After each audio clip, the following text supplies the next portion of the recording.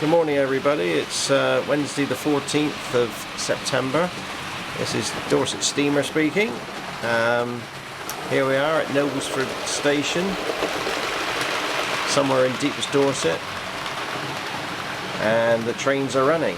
It's been a while since I posted a video, as many people have said on YouTube, but I'm up and running again now, and after making a lot of changes to the layout, I think I'm reasonably happy with it. I know you never finish it, but at least it's what I would say about as far as I can go, I think, really, to be honest.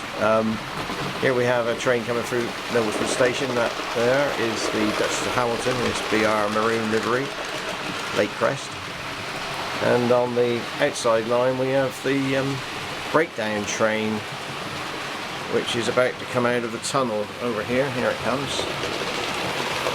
Pulled by a Grange. Goodmore Grange it's called, actually.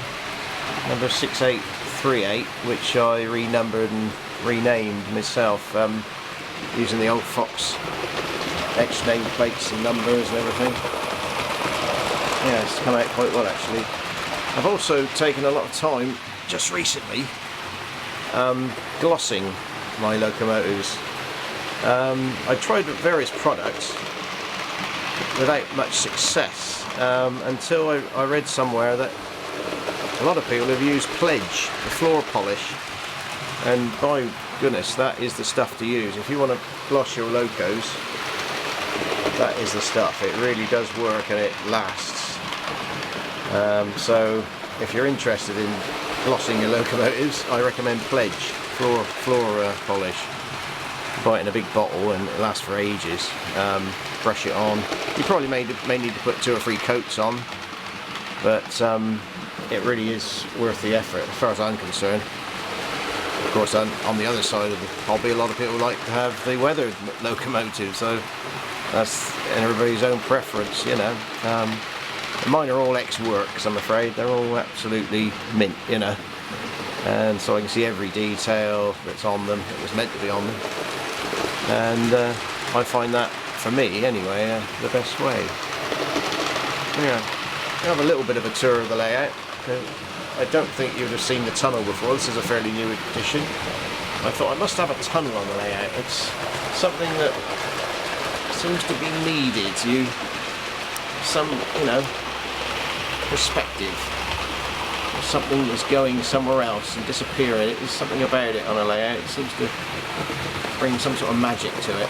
So that had to happen. It was quite a construction. It was chicken wire and paper mache and newspapers on top of that, and oh dear, it was a real went on for a long time. It took ages to dry. I'd use a hairdryer. It's in the shed, you see, and it's obviously doesn't get quite as dry out here.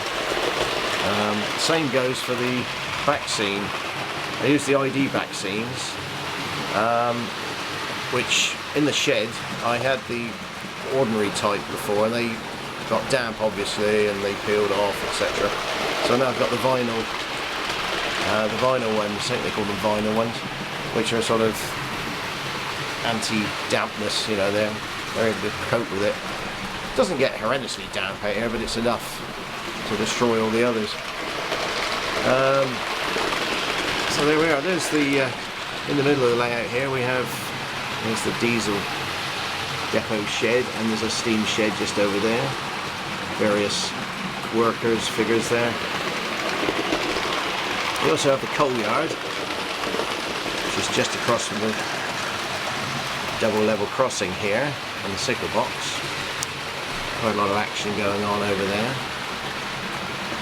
Down here in the station car park, we have a little bit of an accident. Looks as though somebody's been knocked over, and the police are in attendance, and the ambulance. So that's a bit of a shame, but I'm sure it'll be alright. The station building there is actually the Shillington Station Backman building, which I bought some little while ago, and it suits my southern region area, you know, to a T really. With the footbridge going over the twin tracks here.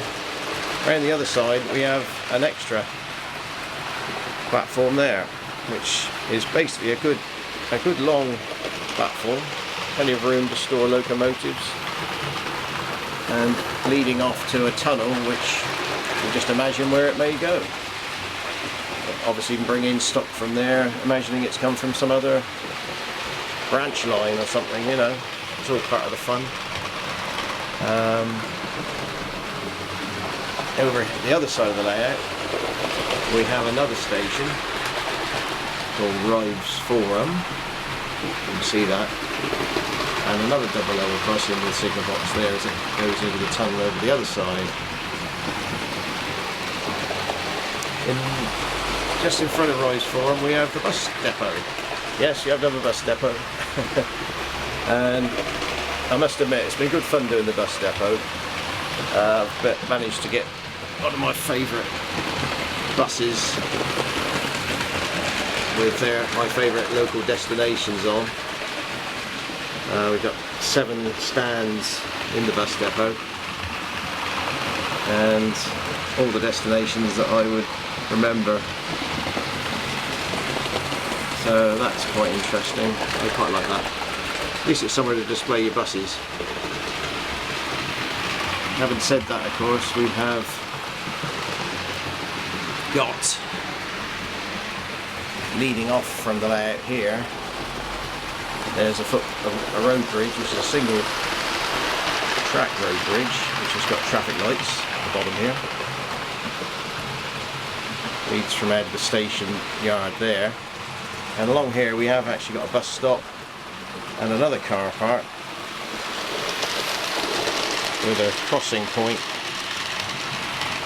there for passengers to enter the Noblesford station. Track workers in the middle there, very precarious, but they seem to be happy enough. They don't seem to lose any of their number, thank goodness. And around the corner we go, and there's the pub. Obviously has to be on the layout. That's the Wheatsheaf Arms with its punters in the front garden there. Next to it is the station garage. A lot of activity there as well. Police in attendance. And further along we have the road outside with a wall leading towards the goods yard actually, but in the meantime there we have a couple of policemen looking rather interested in the 2 bikers coming along there. Perhaps they're doing a little bit faster than they should be. There's the postman just collecting the mail from the mailbox there, post box I should say, and a number of lorries coming out of the goods yard, which is just around the corner here. There's the entrance there with the office, people on duty checking their paperwork, etc. And then we have the goods loading dock there, one goods loading dock with a small crane, and parcel office, various lorries, milk lorry there as well. And then we have another goods loading, bigger goods loading ramp here, which is rather useful. They are lit. I've put LEDs in there so you can see what's going on. And of course the goods yard itself, which a number of vehicles in there at the moment, which is useful for storing your wagons, etc. Yard lights are on, of course. There's another signal box there which leads from the goods yard to take the traffic back onto the main line. And in the back there we have more engine sheds, 2 more steam engine sheds there, and various coaling points, water towers, water cranes, and a nice Deltic over there. No, it's not an Acura scale, I can't afford those. But it works very well actually. I've found it's a nice, very nice Hornby one, very good. A few tankers there from the local brewery, Hall and Woodhouse. Badger Beer, as people may have heard of before. And that is another station known as Newman St Mary, with quite a long platform there.